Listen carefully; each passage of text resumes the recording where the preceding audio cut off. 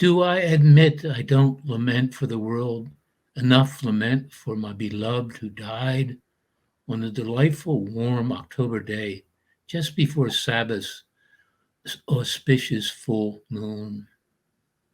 Do I tell you that from his slow and quiet death I learned to love now and now and now?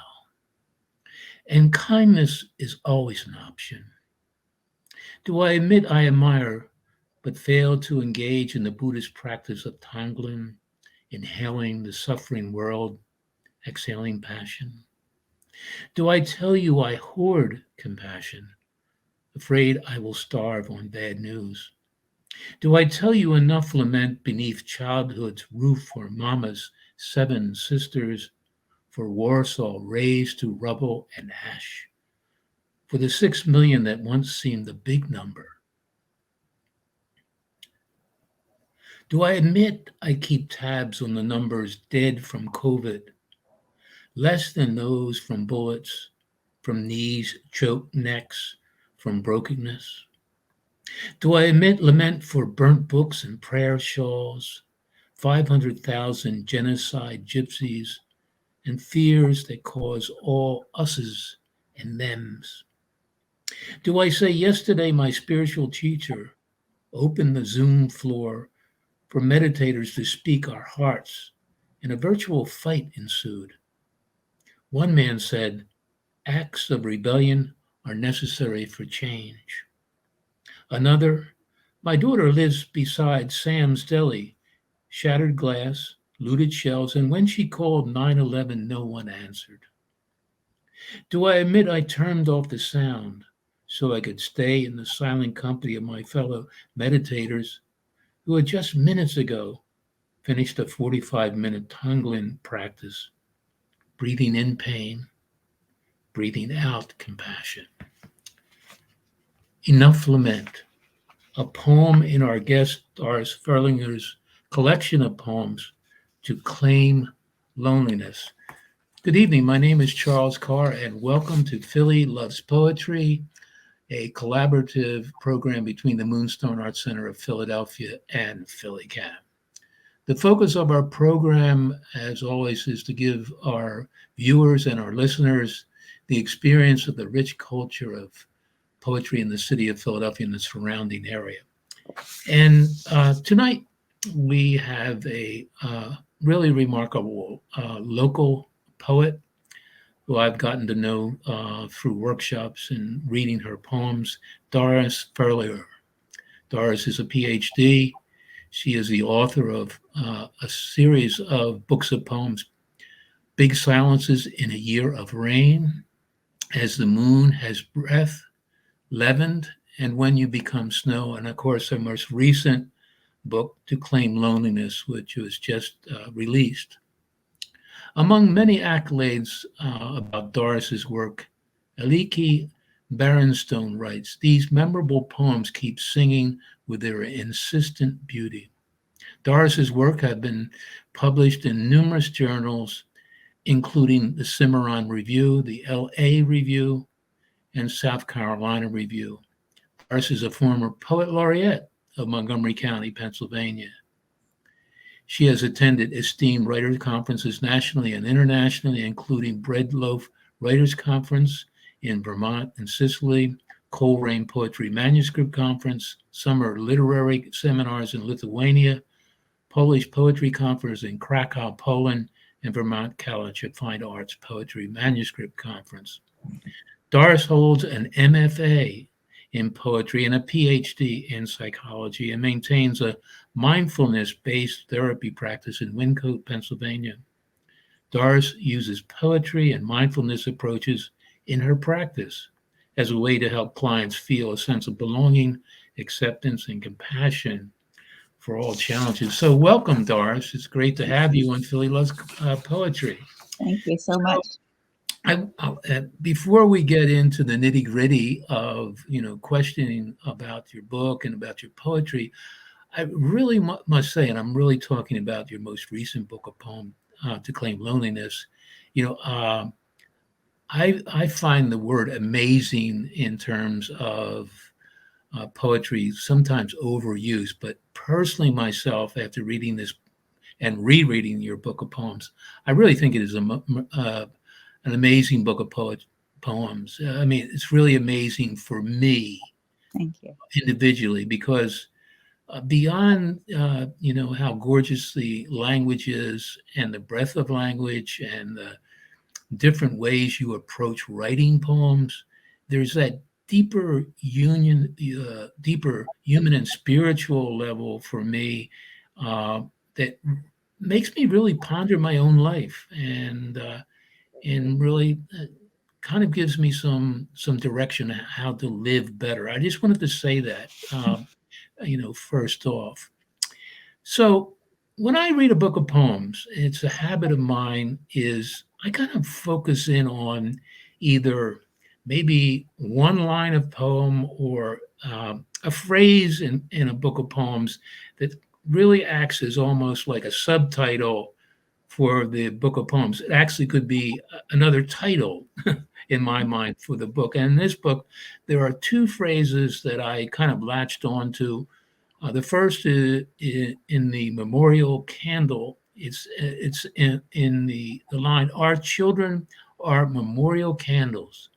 And in the poem, Mama would say, "Sarah and Hella," then turn and turn, and the line, "Ancestral spirits making racket in the tulip trees," captures so much of what you share in these poems. And so, can you briefly describe for our viewers and listeners your book and what I would see and what I feel is the necessity of publishing this collection now? Sure. Well, the line that you quoted of ancestral spirits making a racket in the tulip trees. So I've written about my family a lot. My book Leavened is about my family as well. And I was told many years ago in my MFA program by one of the professors, she said, "Well, I've written about my family too. You'll get over it." Um, I haven't gotten over it, and the attitude of ancestral spirits making a racket in the tulip trees is actually a beautifully positive way of thinking about my family and appreciating the incredible journey that my parents, who were Holocaust survivors, and 128 Ferleger relatives who were killed during the Holocaust, and my grandparents, who were Orthodox Jews, who raised my parents with incredible love and forgiveness.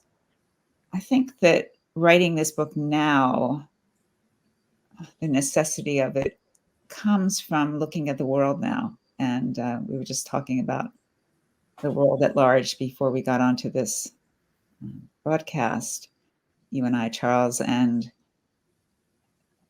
the need for forgiveness, for finding our way to connection with the human spirit and with our humanity. I think that's it. It's like Yeah. you can say. Yeah, I really see the book as beyond poetry. I mean, as gorgeous as these poems are, I think anybody that would read it would have that feeling that, like, thank you, Doris. You've given me some wisdom on how to confront the world. And that confrontation you see is this heritage that you have that comes through in these poems from your mama and papa, as you call them, in these poems of how, you know, they have given you so much. And I think I even said to you at one point, I don't know if it's a good comparison, but I had the feeling that after I read this and reread this, I had the feeling of what it was like after I read From Death Camp to Existentialism.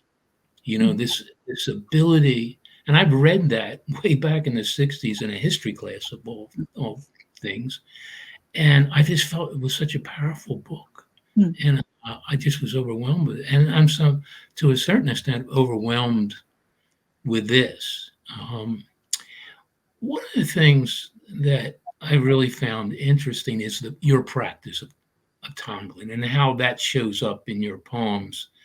And this line of breathing in pain, breathing out compassion. I really think should be a matter of living in America today. Is what you have to do. You're breathing in all this really bad news about what's happening in the world, and how do we.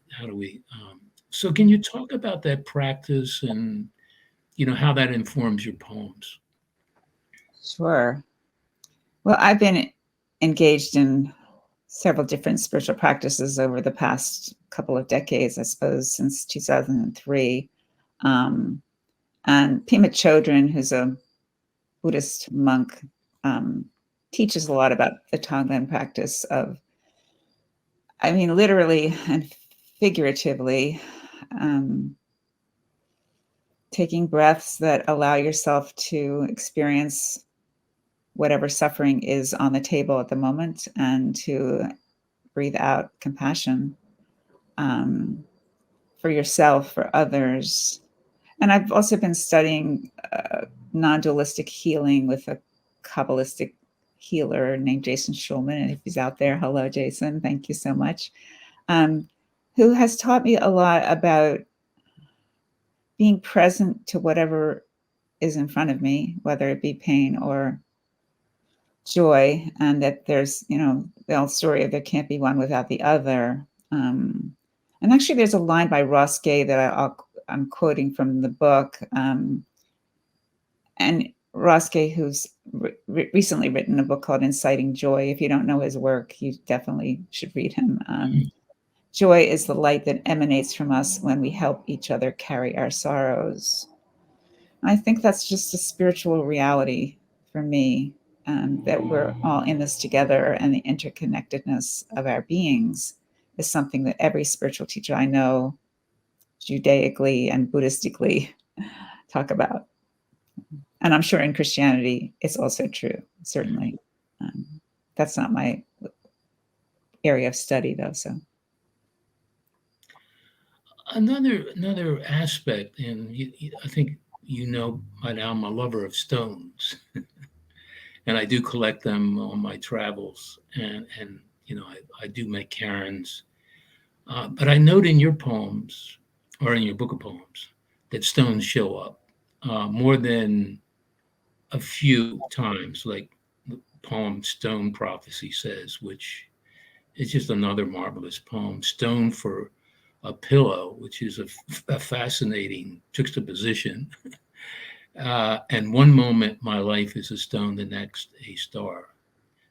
And you gave me a little discussion at one time about stones, not only in your poems, but even in your practice, your Buddhist practice. Can you discuss that and your fascination with that and your use of that? sure. So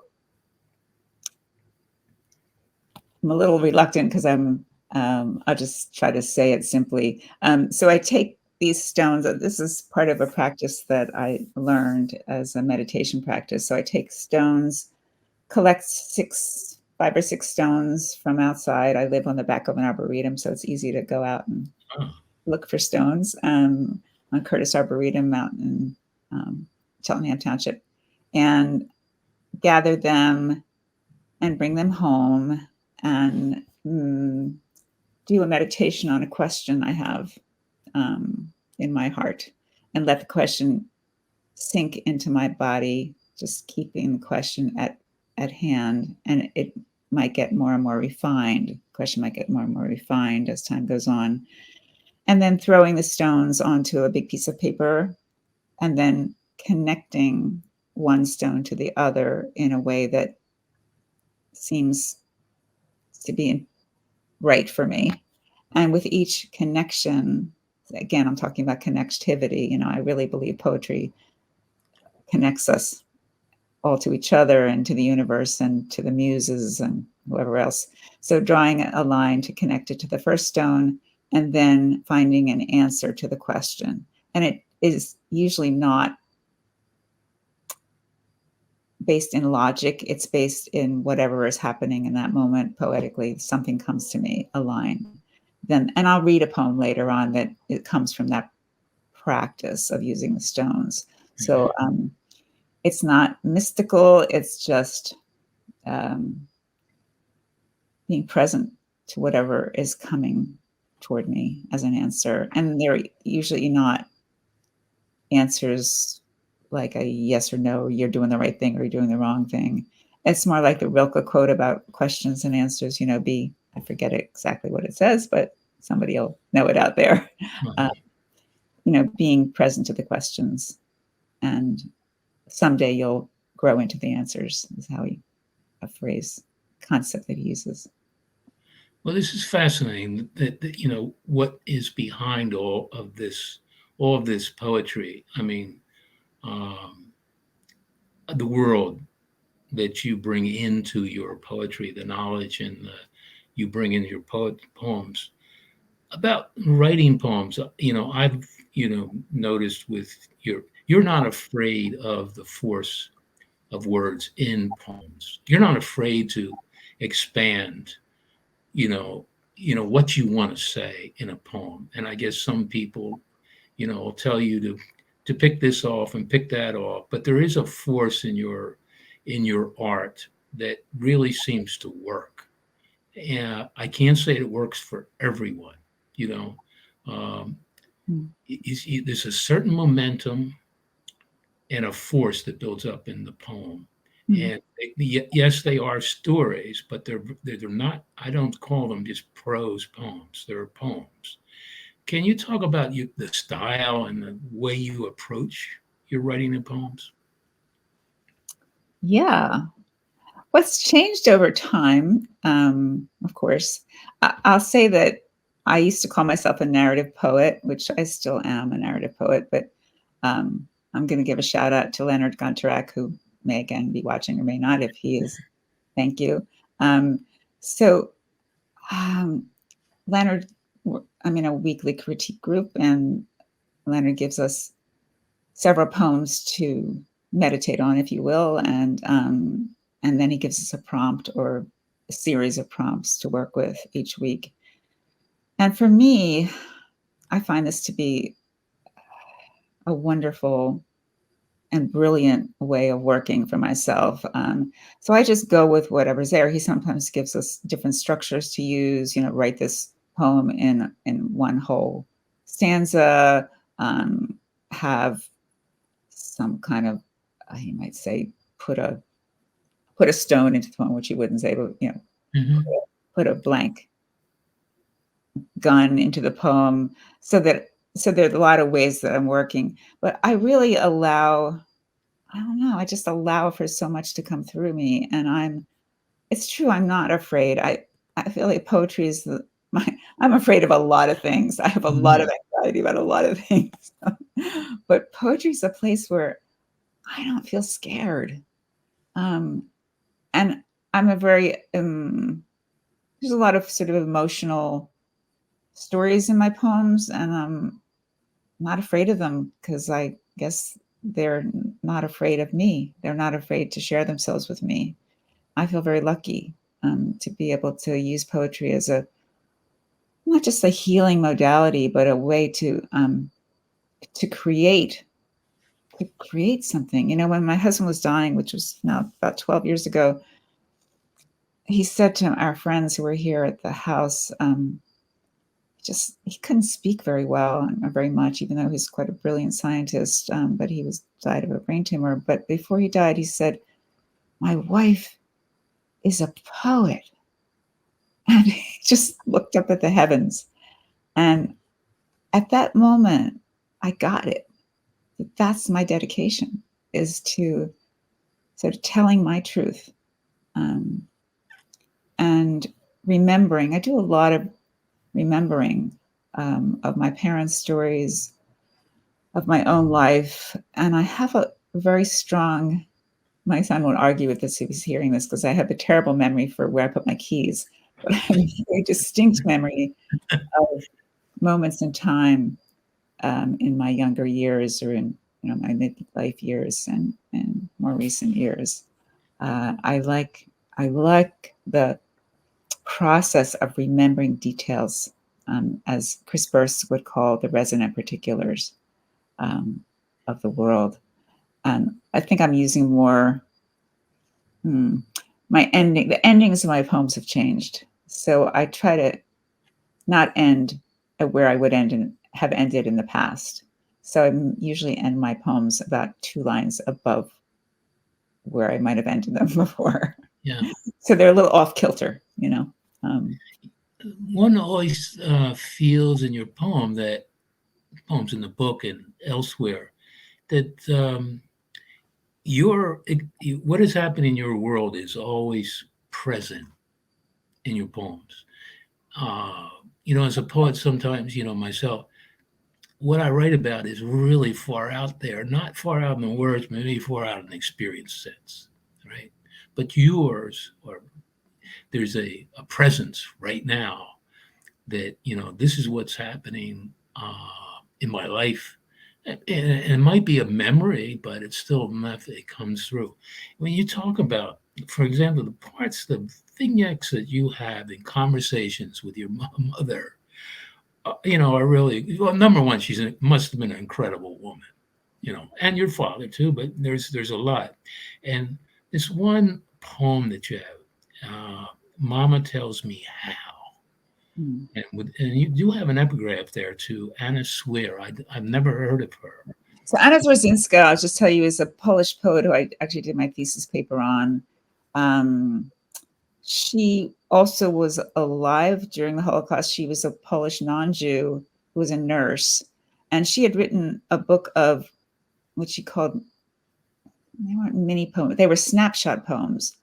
It took 30 years, this is really important to say, it took 30 years for her to publish this book of very short snapshots of what it was like to be a nurse during the Holocaust. Wow.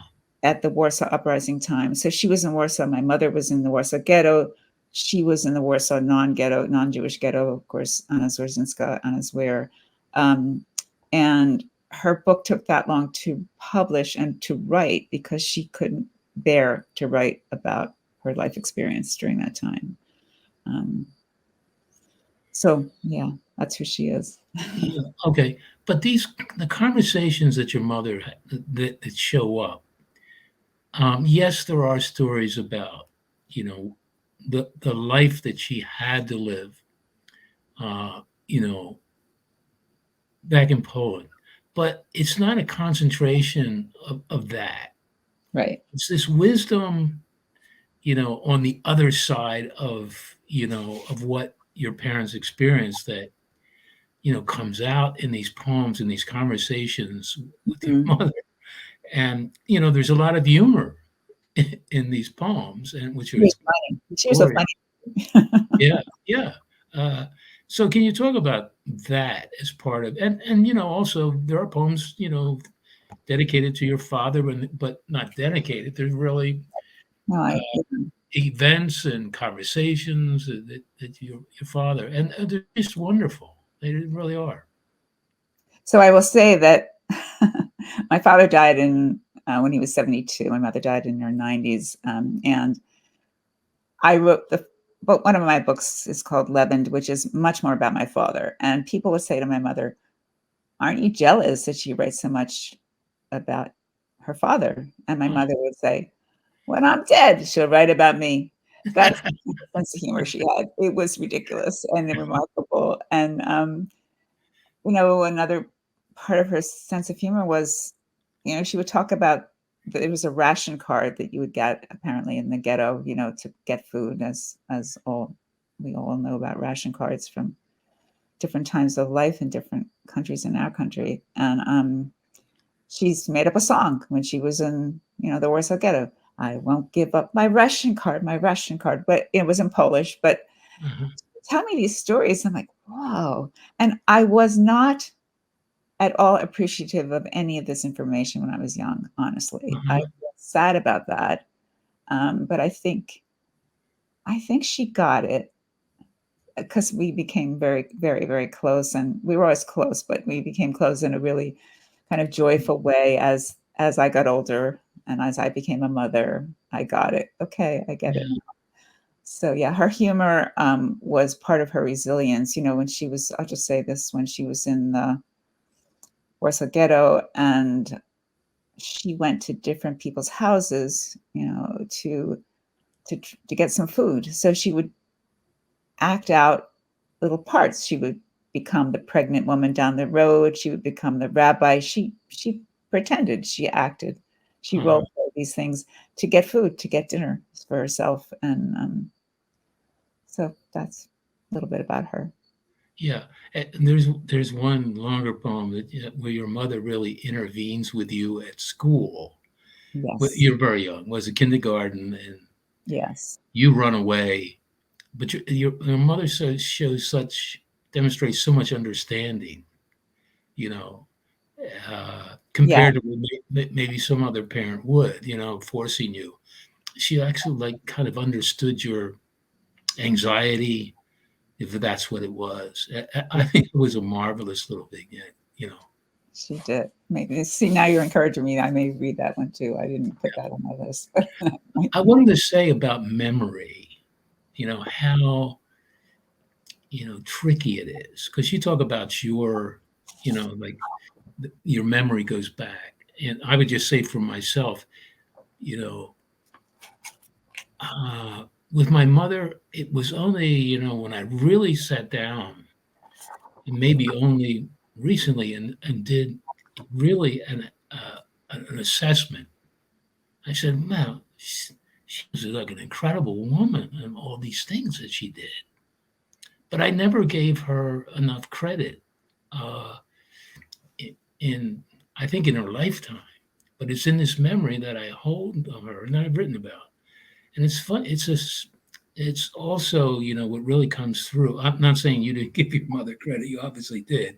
That really comes through in these memories, that you have of these little shards of wisdom that she's trying to leave you with, and they show up. That's why I say this book of poems is so inspiring, really, because it's so inspiring on so many levels. It's memory, the use of memory in poetry, like you say about the whole thing about forgiveness.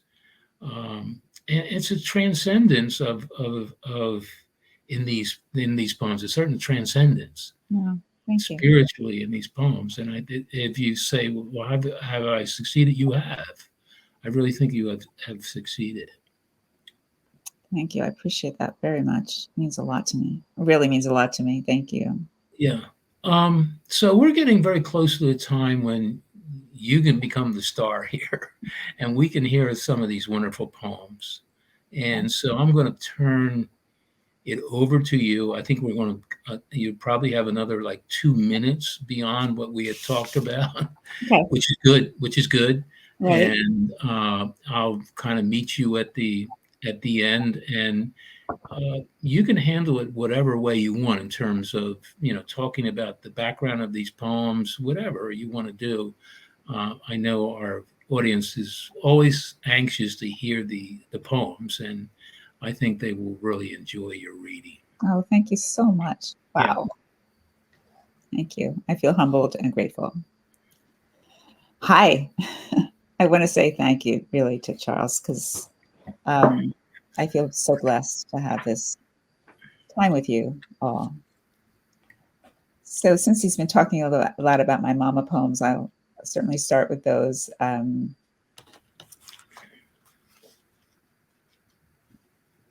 Mama would say Sarah or Hella, then turn her head side to side, look up into the blue or billowy sky.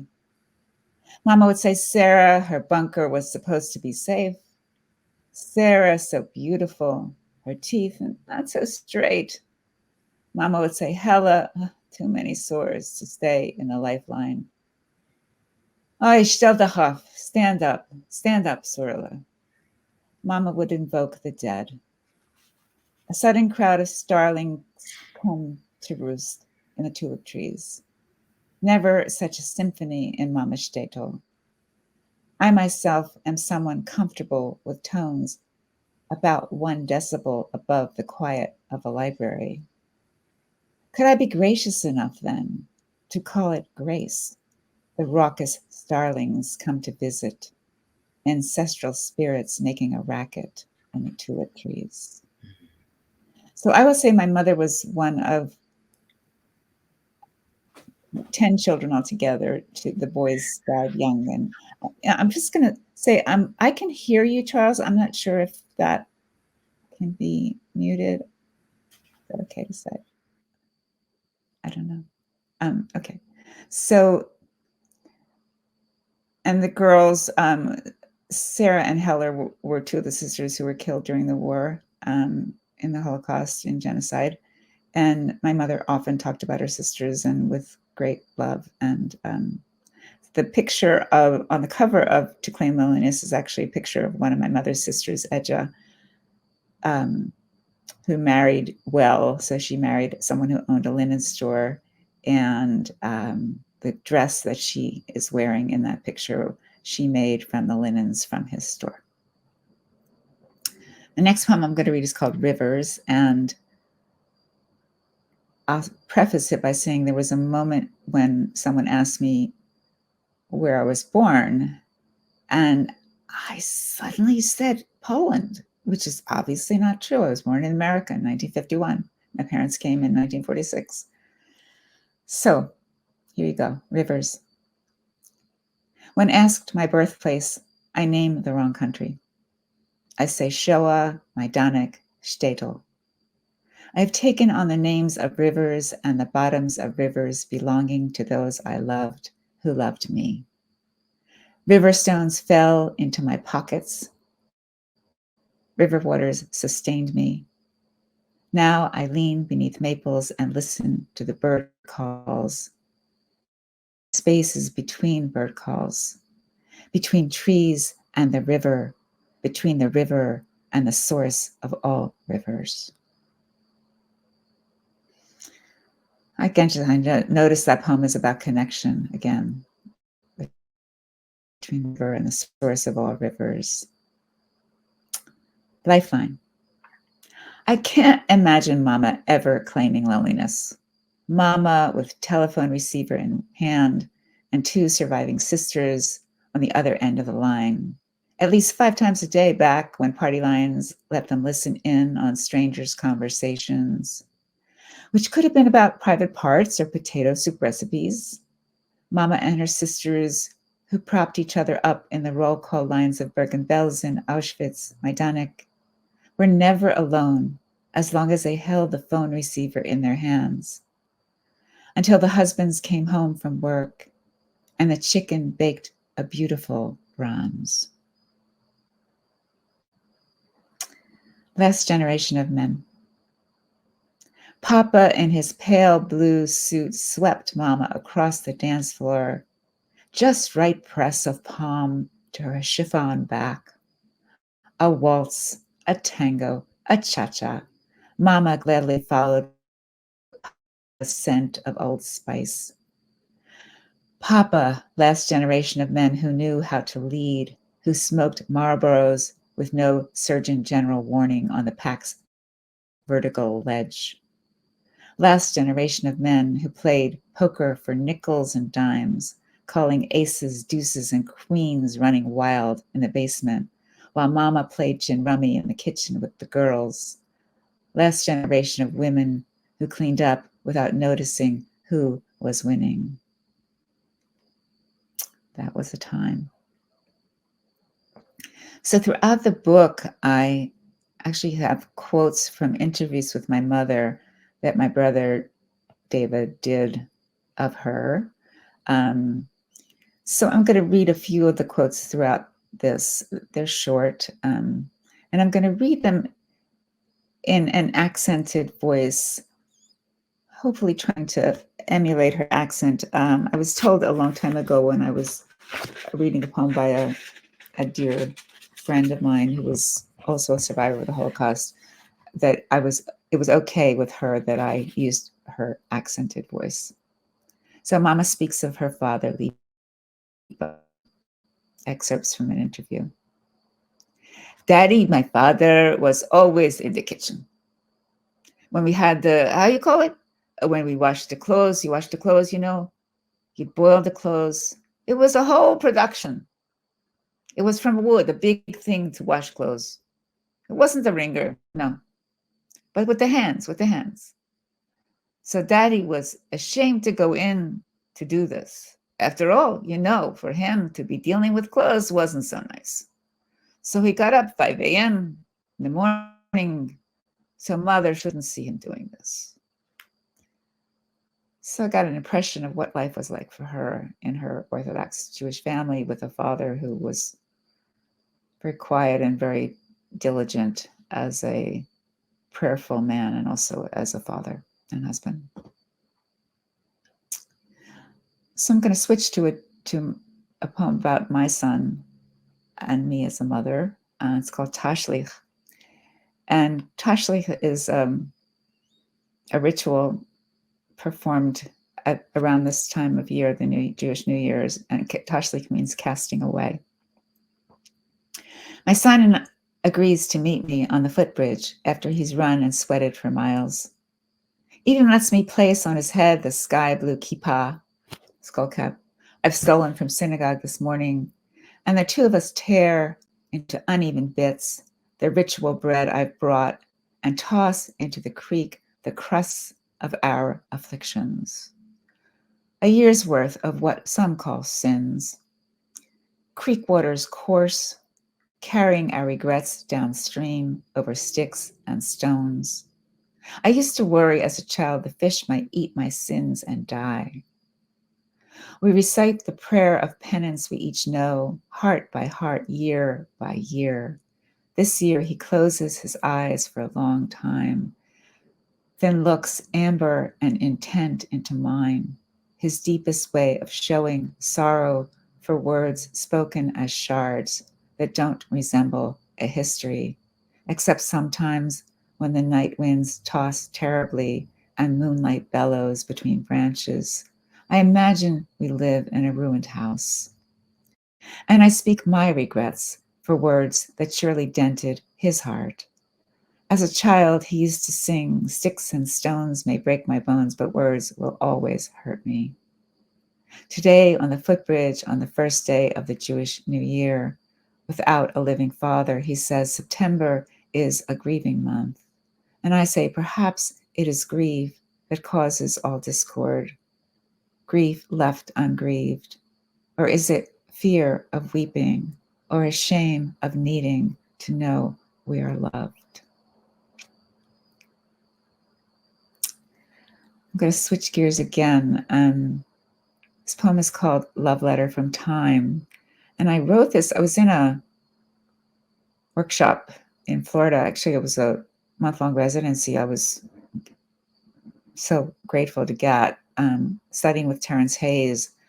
And Terrence Hayes gave us an assignment of reading some Ashbery poems and writing from a prompt based on those Ashbery poems. I don't remember the prompt at all, but this is a poem that's really unique to me. I don't usually write things that sound like this, but I want to read it because I think it'll be another avenue into my way my mind works. And Love Letter from Time. I love the word emergency. Its redness, its lack of eventuality, its flash and crime, its brothers burn and rope. I love the way humans startle, the jerk back of the body, the lunge forward. No sideways movements come with emergency. No rhythmic beat or brush of drum begins it. Always the rigid riot. Sometimes a pall of silence covers the body, so it looks like the silvery sheet, tissue thin, is far less than volcanic. Emergency. I like the evenness of its 4 syllables, how it takes too long to say it. By the time you say fire, the house is rubble. By the time you say smoke, the sparrow, the titwillow are hollowed out and featherless.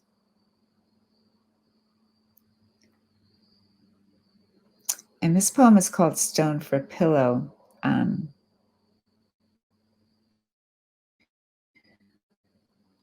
So I suppose it's one of the poems that Charles was mentioning, these stone meditations I do. So it begins with an epigraph from Midrash on Genesis. So Midrash is kind of a take on a portion of the Bible. Stone for a pillow. This is the epigraph. God gives Jacob a stone for a pillow. Jacob alone at night with only a stone for a pillow. On the pillow then a vision, angels ascending and descending a ladder to and from the heavens. Dear God of abandoned hope, I entreat you, may I feel each stone you place under my head as a bolster of bright brocade. May my castle of straw be comely to you. May you set my bed on the ground of embodied knowledge. My sometimes stone heart, may it soften. Forgive my judging mind.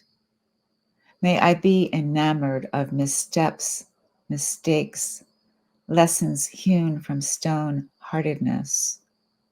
Though I know so little how to study, be curious, remain steadfast when a heart closes to me.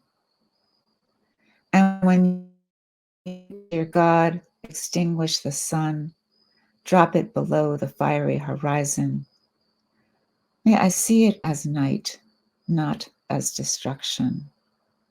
May I connect to every closed heart from a place of belonging. May I know I am a beam of your precious light. I am ladder and rung, cloud and rock at the same time. I think I'm going to read one of those stanzas again for myself to hear.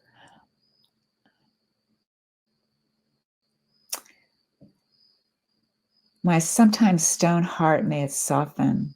Forgive my judging mind. May I be enamored of missteps, mistakes, lessons hewn from stone-heartedness. Though I know so little how to study, be curious, remain steadfast when a heart closes to me. And you, dear God, when you, dear God, extinguish the sun, drop it below the fiery horizon. May I see it as night, not as destruction. May I connect to every closed heart from a place of belonging. May I know I am a beam of your precious light. I am ladder and rung, cloud and rock at the same time. I'm just going to say this. It makes me think of a time many, many years ago when I was lying out back at my house on a chaise lounge, just enjoying the sun and the light. And I'm in a flight path. Apparently there planes fly overhead at different times of day.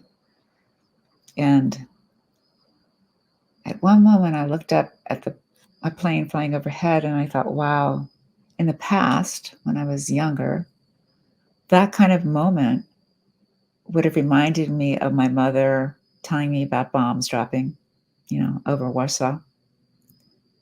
And when she was in the Warsaw Ghetto and in the Holocaust. And at that moment, I was like, I'm safe. So my poems grow more and more as teachers to me of how to be in this world in a way that's compassionate and creates safety for myself and others. So on that note, Stone Prophecy says, be broken ground, be mud, clay, moldable, be silt, be luminous. Let the only certainty be love, be truthful, be questions with no answers, questions that come in dreams, even if the dream is a grenade and a boy being pulled belly down in a cowboy town, down a dirt road, the only road that leads to further questions. He can't seem to let go of the grenade. You can't save him. Trouble yourself, not about the boy or the sky. Trouble yourself about your state of awakeness. Sit down in your car with the motor off, windows open. Breathe in the leaves. Say nothing of the rootlessness that comes at such moments. No need to explain yourself to anyone. The mind is inconvenient. It says too much and gives few true words. Just makes me think that a lot of my work clinically as a psychologist and a mindfulness-based therapist, sometimes I'm just reading the person's body language, reading the tension in their neck, in their jaw, reading what they're saying under the words. As Carolyn Forche says, words under the words. You know, there are so many things that are being said underneath what's being said by all of us, probably all the time. So just made me think about that. It's another quote from my mom in the interview my brother did with her. I was so proud to walk with my father in the street. I was holding his hand, you know. One time we had an argument. I wanted ice cream. In the middle of the night, I wanted ice cream. I decided. And he said no. And I thought this was terrible because he was never angry. So I just always had a sense of what that was like. So this next poem is one that follows what I just read you the quote. It follows it in a very different way. So it's about forgiveness.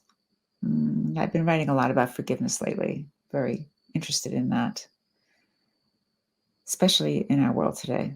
And I won't get into anything political at all. It's just in our world today, we need a lot of forgiveness, I think. When the night is near as a bird whose nest has toppled, and the bird seeks out the cotton of your shirt to curl into, such a risk the bird takes to love a human. Humans being such scared, thus hurtful creatures, who the sky forgives by offering up its blueness, and the bird forgives by flying and folding its wings at your feeder, and by its beak that pecks at the thistle in your feeder. When the night is near as a bird, the unforgivable is forgiven. And I should say that that poem is actually not in this current book that I'm reading all these poems from, the To Claim Loneliness book. It's not in any book yet. It was published in the LA Review, and it's in a book that I'm trying to get to win a competition someday. So, yeah, it's more recent. I'm going to read another poem that's not from the book, that is from one of my other books, probably the Big Silences in a Year of Rain. It's called What I Mean by Beauty. Chris Bursk of blessed memory, who was my poetry teacher for a long time, many years, with a lot of Montgomery County and Bucks County poets who studied under him. He was the most generous teacher I've ever experienced in my life. He would take anyone who had written a manuscript, he'd say, give it to me. He'd read it, he'd edit it, he'd review it, hand it back, free of charge, and with very poignant edits and comments. I think one always felt heard by Chris Bursk. And he did a whole semester on beauty. So what I mean by beauty.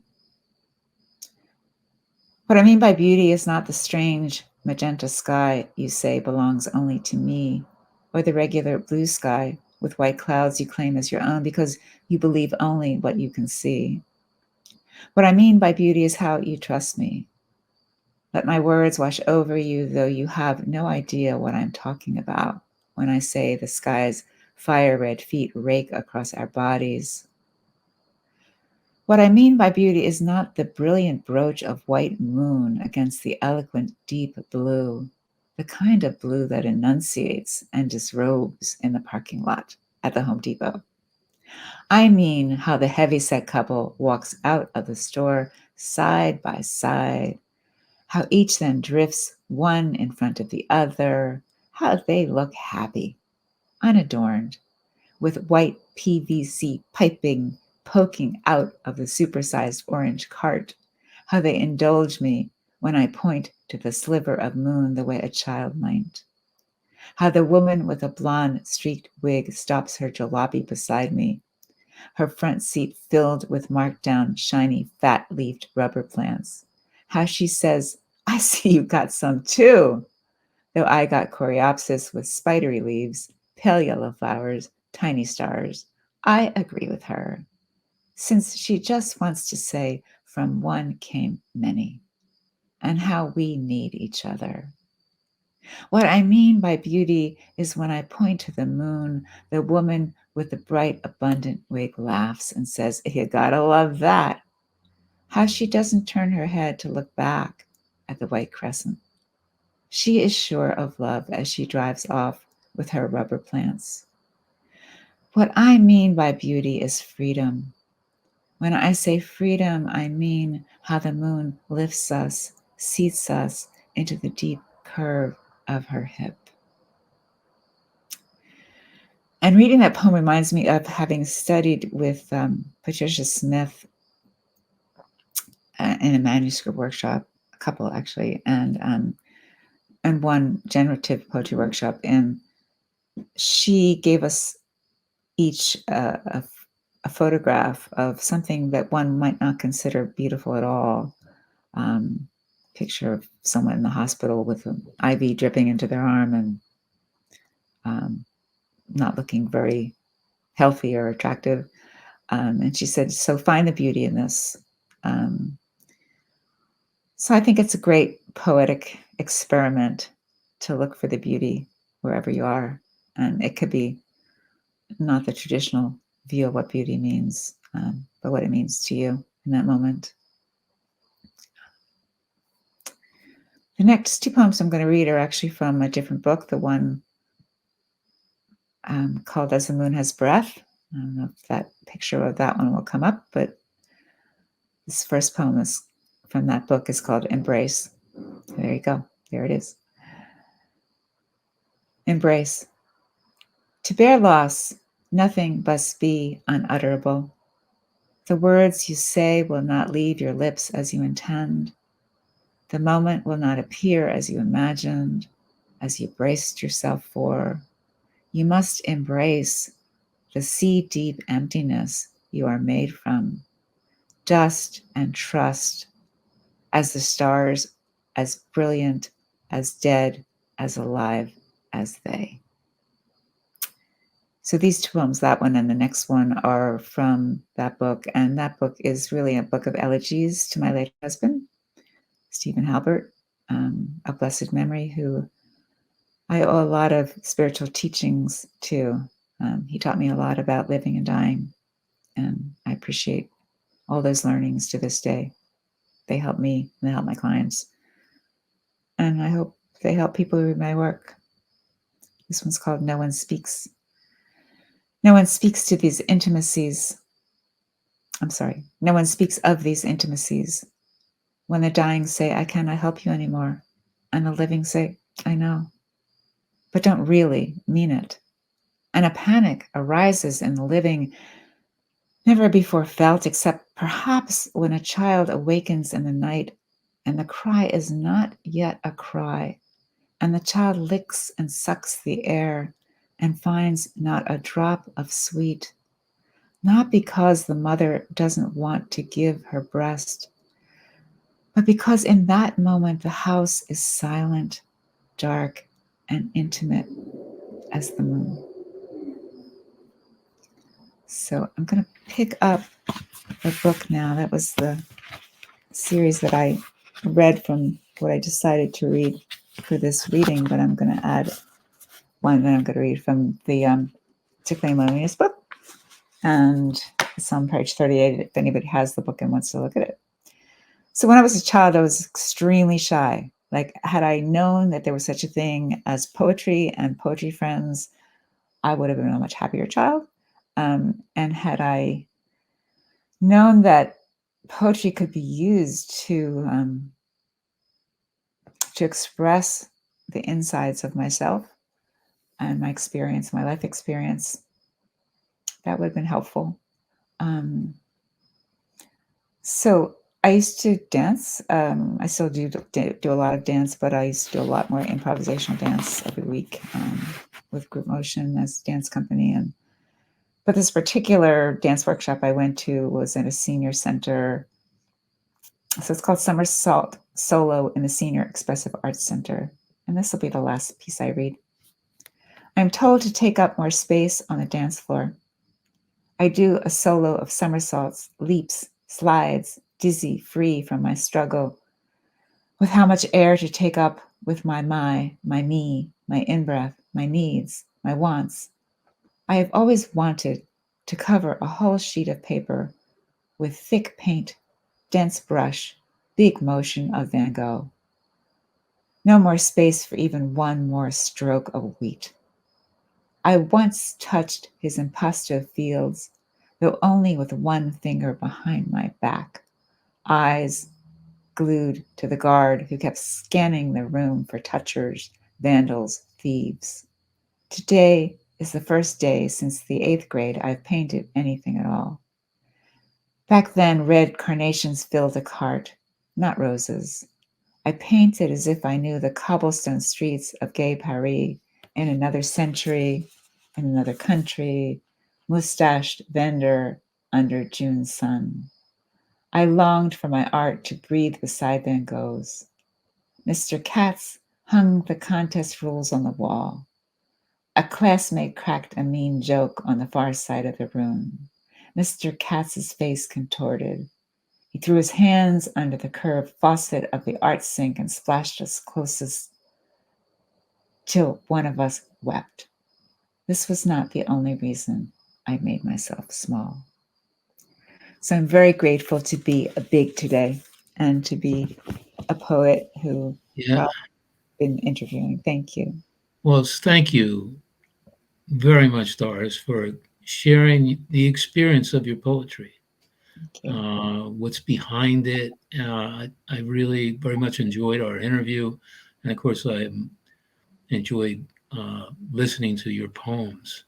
Um, so, and I would like to thank our technical person, Erin Phelan, who makes this all happen.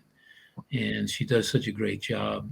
And lastly, of course, a big thank you to Moonstone and to Larry and for all that he does to promote the love of poetry in the city of Philadelphia. So I ask for continuing support for the Moonstone Arts Center. Thank you again for watching, and I hope to see everyone again next month. Thank you.